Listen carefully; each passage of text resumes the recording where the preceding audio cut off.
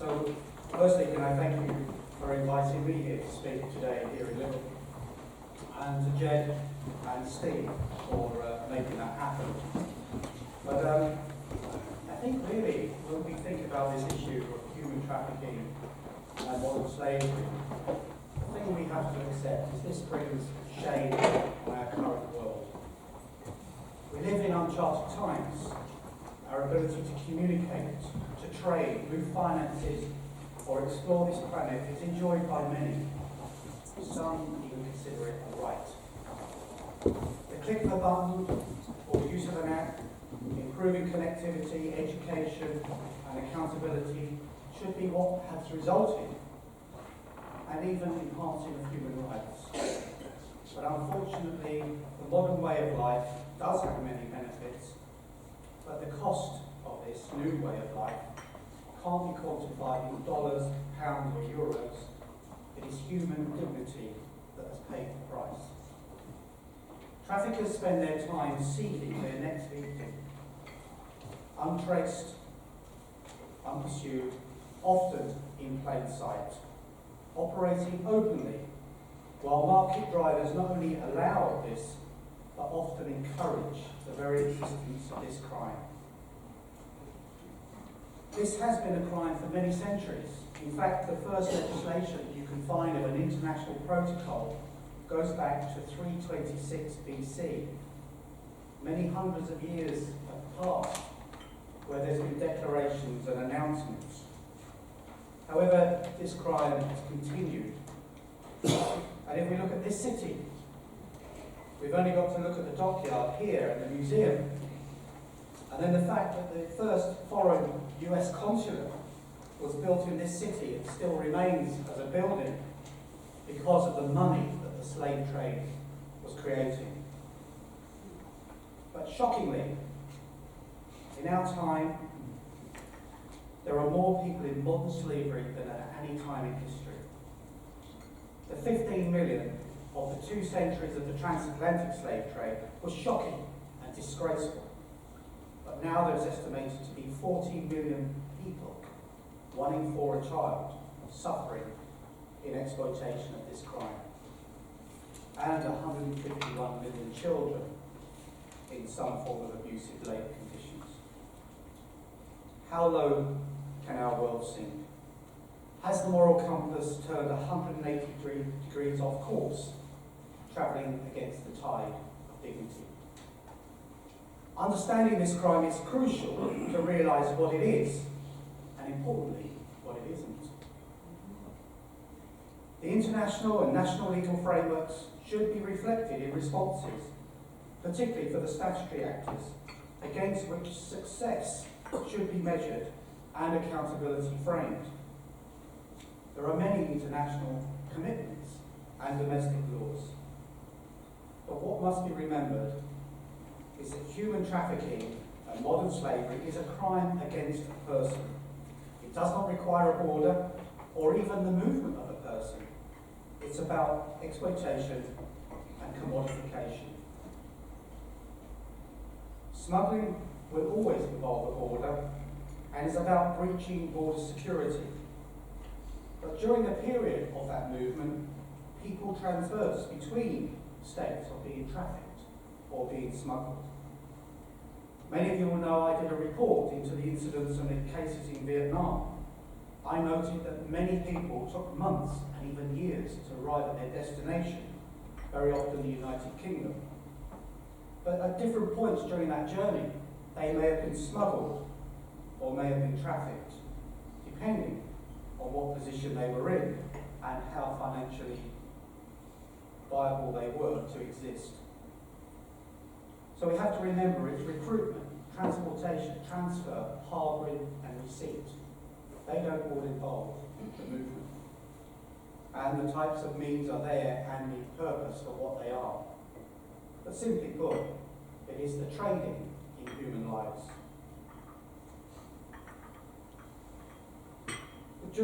If we look at one element of the support to trafficking people, it is the international framework of a national referral mechanism.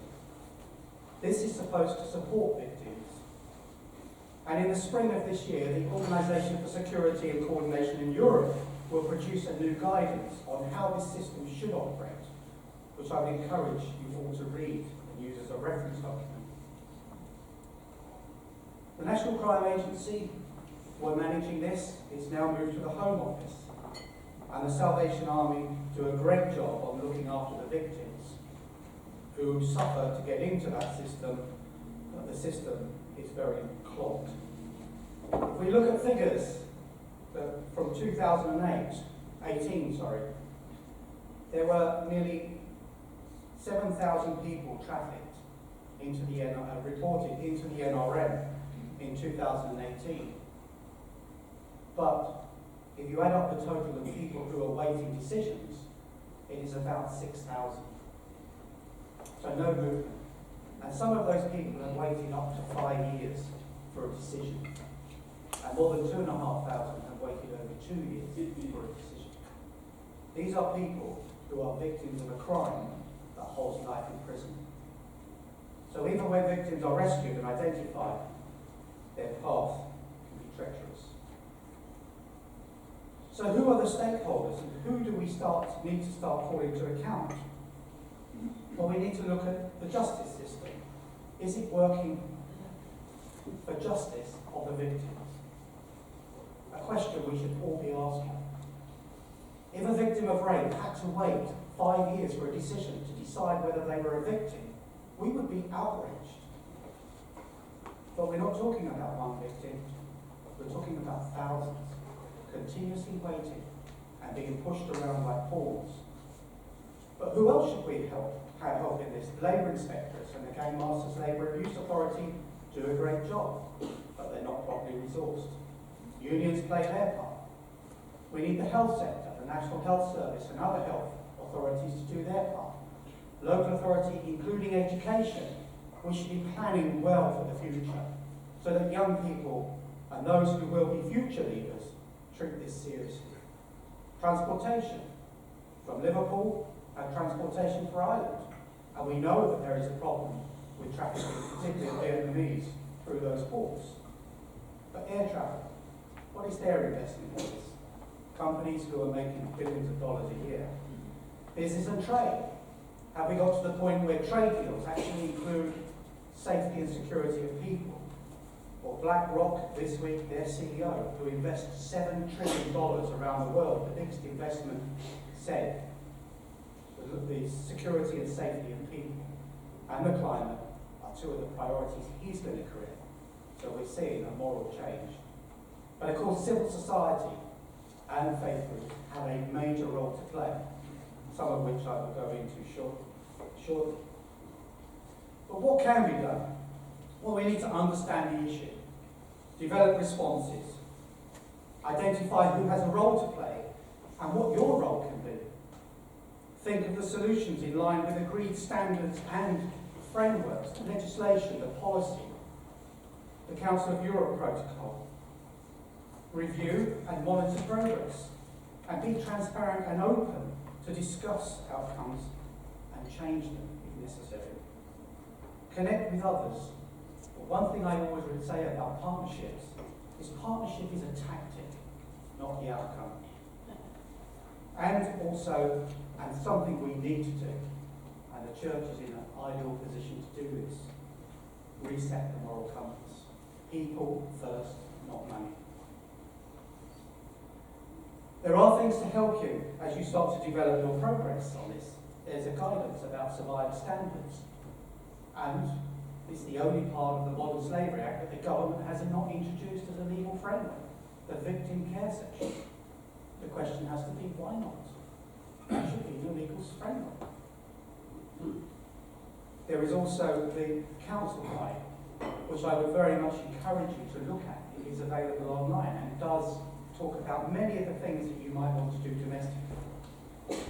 But that issue, that little document on the right, which is a slightly bigger than that, only twice the size of that, was delivered to the International Council of Nursing. And that has gone to 20 million nurses around the world through that organisation, so that they can start to develop policies and processes in all the places that they work. And this year is the year of the nurse, 2020. And of course it is very much women who are employed in that. But when I started working with the International Council of Nursing, I was shocked to hear how many nurses themselves end up trafficked, including in my own country where I live in Ireland. It was shocking to hear that in cities and towns around Ireland, nurses from India are being trafficked to the country and being exploited. And that is happening in the UK as well. Modern slavery has great risks to people.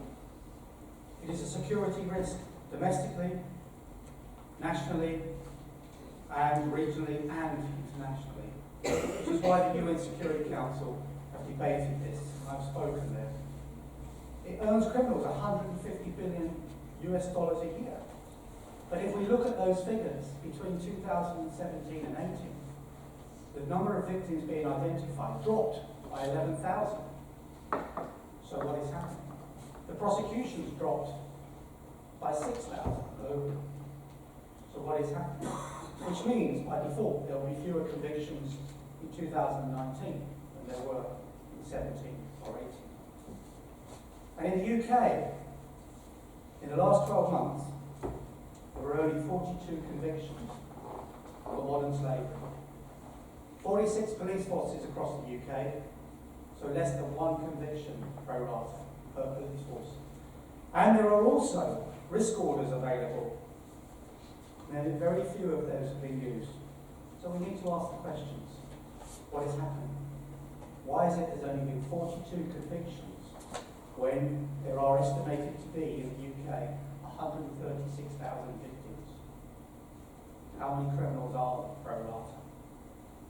The detection rate would be about 0.02%, so 99.98% of the time you get away with it.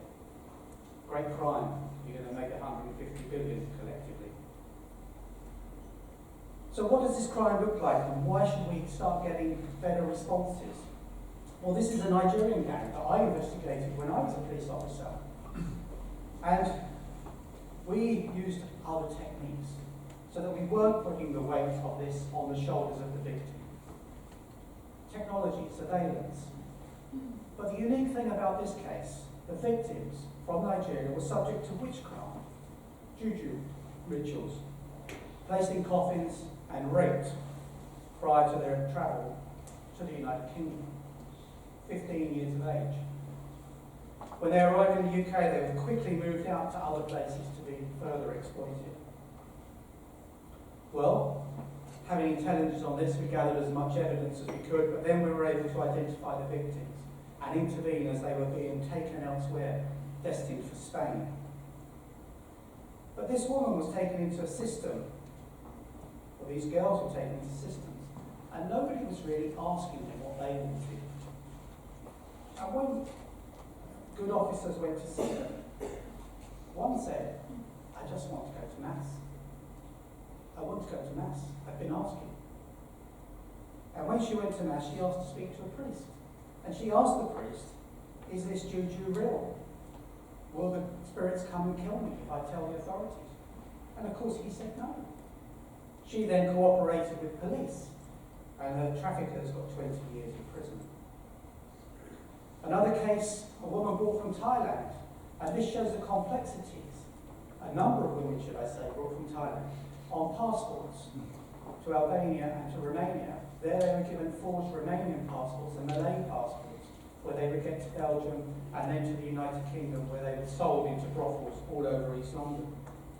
Again, it was believed the victims would not give testimony, but with the right response, not only did they want to find the people who had done this, they came back from Bangkok to support the prosecution. One of those young women who we've kept in touch with is now running her own business in Bangkok. The success of her story should be an example. So we shouldn't always say that victims will never engage. Some won't, many will. And here is another case where we use surveillance. The sale of a girl, and I mean a girl who was 15, not in some back street, Oxford Street. that is an Albanian gang, selling one dog to another gang for £2,000. And this is where a young child was kept who was subject to exploitation.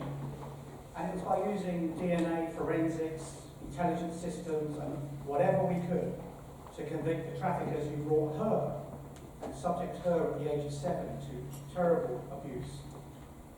And other men who were kept in this shed, they all received 14 years in prison. The girl never had to attend court because the evidence was captured by other means. So we need to ask the authorities, what are you doing? Why are numbers of convictions going down? Why are they at their lowest ever since the Act came in or prior to the Act? We have to ask those questions. But when I was a police officer, again, I'm going back to some cases I dealt with in Chelsea and in Kensington. And these were big cases. Gangs earning £20,000 a day. And of course, as I'm doing my operational plan, I have access to all of these measurements. Covert police, firearms, helicopters, dogs, whatever I wanted. I had one special group to support me in my work. A group of religious sisters. And they used to come on operations with us. And they used to take the women and support them. And did it work? Well, I can tell you it worked. Because on those cases I just showed you there was a young woman she let on to be, that she was saying she was 18 or 19. And she was taken back to their premises. By midday, she had told that she was actually a girl and she'd been trafficked and raped that morning. So this can happen anywhere, this crime. It can be in car washes, it can be in fields, it can be abroad. But how close are we to it? Well, the NHS rubber gloves came from forced labour in Malaysia. The Spice Girls t-shirts for charity came from labour exploitation. And our phones that we have in our pockets, where do they come from? We'll just take a quick look at this. Children are mining the cobalt which could be a new smartphone. Go get your sack, Dawson is told. There's an urgency now. The rains make this a lot more risky. Dawson's threatened with a beating if he messes up again. The little boy with Richard, who's not much bigger, next to him, have worked all day already. They are 8 and 11 years old.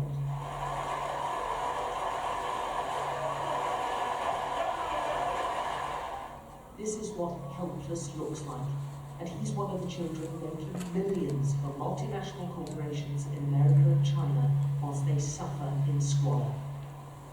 For this, they'll get maybe 8 British pence a day. So that's the reality of what is going on and how connected we are to this. And I think we need to be clear and be asking what is being done. The UK legislation, the Modern Slavery Act, has supply chain transparency clause for companies over 36 million. But when I was Commissioner, I asked the government, why is it you're still trading with companies who haven't complied with your own legislation? Why is it they're still getting lucrative deals and business? And of course, Australia has now introduced an act which is more stricter than the UK legislation, as it requires the government to report on what they're doing. And France has brought in the most robust due diligence laws, which includes all human rights.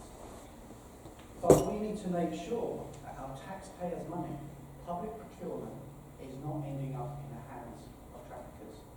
But that was something I've campaigned for at the G20, and I'm pleased to say they've now got it as one of their priorities. But we need to make sure that's action, and not just as it is at the moment, words. Jed spoke about the SDGs, and quite rightly spoke about 8.7. And it is a teamwork. When I was drafting this and I was trying to get people interested, I spoke to Theresa May, I spoke to ambassadors, and everyone thought it was a great idea, let's do it. But it's a bit late, because this has been negotiated for 3 or 4 years. And they won't let you do it now. So I thought, There's one person we can get this time, and I'll go and see if he'll help, and it's the Pope. And the Pope took him 10 minutes. Yeah, we'll do this. And because he was opening up Sustainable Development Goals at the UN in September 2015, very hard to say no to the Pope, particularly when you end up getting Argentina and a number of other countries on your side.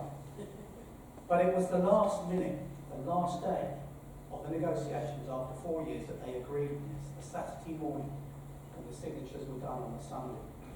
It was the last minute, but we were all determined, and by negotiation and partnership, but with an outcome, that we wanted this. So, what do we need to do? Well, things like the Santa Marta Group, as you heard, was formed from a little meeting in a church hall in Hertfordshire. Now it is working in many countries across the world. And you have things like the police in Argentina, who had no relationship with the church, are now training everybody, the church together with the police. Every police officer in the National Police in Argentina is now being trained in partnership, but the church is providing qualified teachers, qualified lecturers. They're checking up on the training. They're putting in the human dignity part. And that is now happening also. There's work in Nigeria, South Africa, and the Cardinal this week will be in Myanmar, where there are 20 countries attending from that region. So what do we need to do? Well, I am pushing at international level for government procurement and business culture. No money should end in the hand of those in slavery. And what we need to say to those multilaterals is we need it to be a crime. You're assisting in crime. This isn't some sort of social problem. It is, but it's not solely that. I want to see tainted money so that any profit from human trafficking, whether it's a brothel in Liverpool or whether it's Apple, any money that's tainted should be seized and used for reparation to victims and the fight against this crime. You imagine if we taxed Apple and all the big international companies 1%, particularly the IT companies, there would be billions. The internet needs to be compliant of legal laws, just like our own highways. And they can do it. It can be easily done. And when I was in Australia recently, the government there have agreed that that's what they're going to do. Make it part of the terms and conditions. International instruments, such as the 1926 Anti-Slavery Convention, didn't consider the modern day, particularly technical day. They need to be updated. And the multilateral agencies such as the UN, such as the World Food Programme, such as the World Health Organization, the World Bank, we need to set the role that they can do. But most importantly, we need to reset the moral compass, putting people first. One thing we do need to remember is St. Josephine Bakhita. Her feast day is on the 8th of February. If ever I think, when I'm on the next flight or the next meeting or the next challenge, I always think about St. Josephine Bakhita. I think of the prayer of St. Josephine Bakhita. I think about those words there that she said, "The Lord has loved me so much, we must love everyone. We must be compassionate." I find it hard for the traffickers, but certainly for the victims, I find it very easy. But one thing St. Josephine Bakhita was asked before she died was, if you met your traffickers and your slave keepers, what would you say to them? And she said, I would kneel down and kiss their feet, because then I found Christianity and I found service in religious life. I think her model is something that we need to follow. But what we need to do is we need to speak for those people who are trafficked and prevent those people being trafficked by making action happen and not just words. Because if we have the courage of St. Josephine Bakhita and we act collectively, we have got a chance of ending this in our lifetime. Because if we don't end it in our lifetime, we're leaving this for many generations to come. And that's something that we should not be allowing to happen. Thank you very much.